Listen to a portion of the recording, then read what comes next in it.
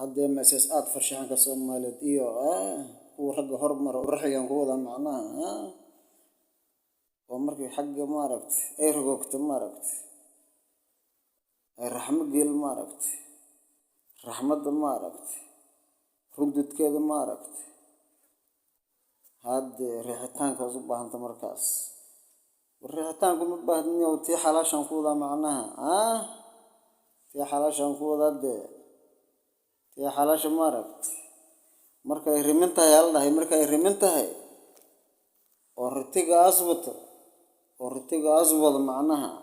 goobta ragaxdo markay ramag yahay markuu ramag yahay oo nirgaha rabo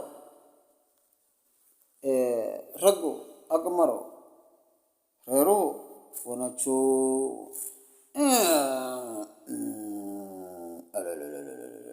idana leeda maaragtay nirgahan ay qaylinayeen ay leeda maaragtay haddee markaasaa lagu wadaa moogtahay reer wanaajiyo markuus ramag yahay lagu wadaa macnaha geela laga sheekeynaa la fahanteen oo malaynaa raaxoy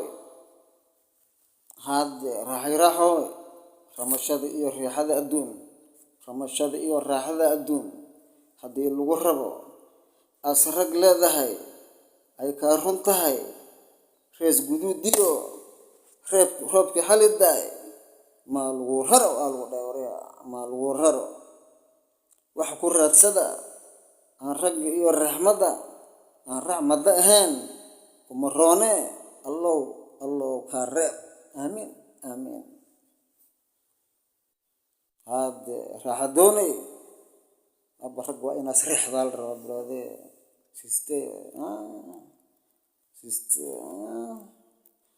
ragga riix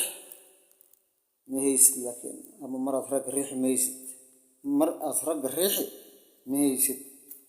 mar aad ragga riixi